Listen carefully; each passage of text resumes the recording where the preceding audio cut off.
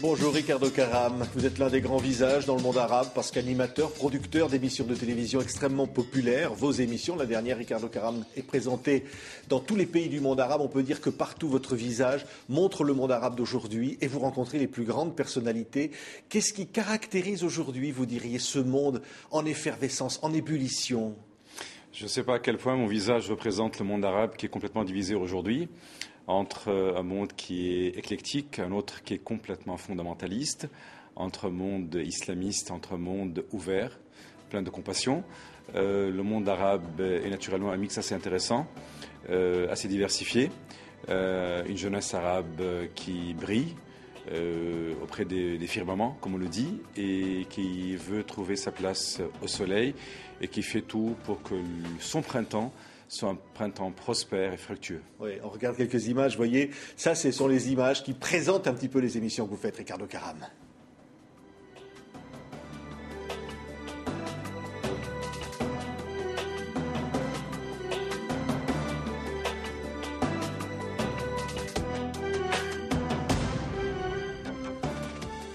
Le monde arabe est aujourd'hui à la recherche d'un renouveau, d'une jeunesse, d'une nouvelle dynamique.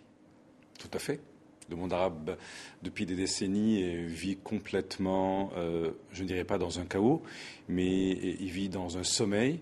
Et malheureusement, tous les régimes arabes prédominants ont voulu que les peuples soient anéantis, soient résignés, n'aient pas une lueur d'espoir et n'aient pas un rêve. Et imaginez-vous un peuple qui vit sans un rêve. Aujourd'hui, il est temps que les choses changent, et c'est normal qu'on vive dans un chaos. Il y a un chaos, mais après le chaos, on espère que ça ne sera pas un tunnel et un néant continu, ça sera un soleil plein de promesses. Oui. La plupart de vos émissions sont évidemment produites à Beyrouth, votre pays d'adoption. On va voir quelques-uns des visages que vous recevez sur les antennes, sur toutes les antennes finalement au Liban et au-delà. Et alors, ce sont des visages, on voit ici des stars francophones, on y voit le Dalai Lama, on y voit Gérard Depardieu, on y voit Paulo Coelho, on y voit des personnalités politiques dans le monde arabe. Quels sont finalement les goûts du monde arabe ? Vers quelle personnalité on se dirige ?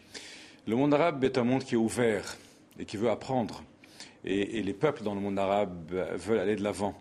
Et ils sont prêts à dépasser les frontières qui ont été tracées depuis toujours et qui sont ouvertes au monde entier. Ils veulent tout découvrir, tout apprendre. Ils veulent découvrir les grands auteurs, les grands journalistes, les grandes figures internationales, les people, les success stories, les grands médecins. On a besoin de rêver, comme partout d'ailleurs. Sans un rêve, on ne peut pas aller de l'avant, c'est sûr.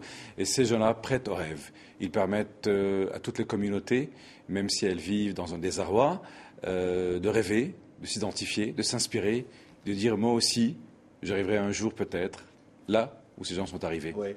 Les images aussi de votre émission de voyage, parce que finalement, c'est un monde ouvert avec le satellite, avec ces émissions que vous diffusez partout dans le monde arabe, mais même au-delà. Finalement, on voit un monde ouvert, ouvert à la diversité, j'allais presque dire ouvert à la modernité.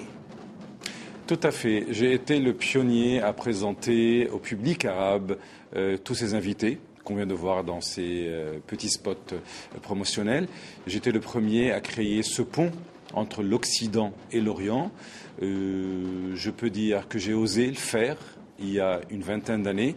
J'ai pris mes valises et j'ai été dans le monde. J'ai été à Los Angeles, à Las Vegas, comme j'ai été à Rio, à Sao Paulo, en Europe, aux États-Unis, et j'ai interviewé toutes ces figures. Je n'avais rien avec moi, rien que mon passeport. Un nom qui était complètement méconnu, inconnu. Vous qui êtes né, on va le dire, au Venezuela. Hein. Tout à fait. Je suis latino-américain et d'adoption, bien entendu, par la suite, mais libanais de cœur et d'âme.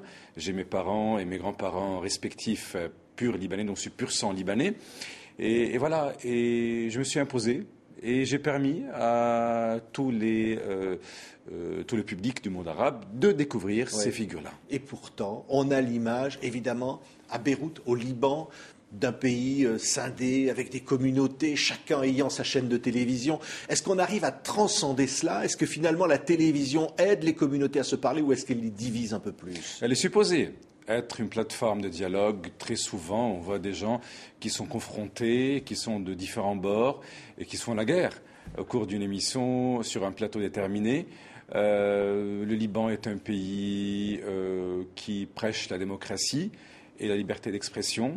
D'ailleurs, la France, elle fait tout, elle veille à ce que ça continue à exister. Mais malheureusement, chaque parti ou chaque communauté au Liban, chaque parti politique a sa chaîne de télévision. Et on se demande comment ces chaînes de télévision arrivent à survivre, à subsister, parce que le budget publicitaire ne dépasse pas les 50 millions de dollars par an, divisé sur 5 à 6 chaînes de télévision. Et là, on comprend très bien que le financement ne vient pas uniquement des recettes publicitaires, ça vient d'un fundraising qui provient de différents pays arabes. Ça veut dire que les chaînes sont au service d'influence politique Bien plus entendu. que de divertissement. Un projet politique. Oui. Et au-delà de cela, est-ce que ça favorise la liberté d'expression? Est-ce qu'elle est réelle au Liban aujourd'hui? Oui. Malgré les faits divers que nous affrontons tous les jours, malgré les défis que nous affrontons tous les jours, la liberté est là. On peut dire ce qu'on veut.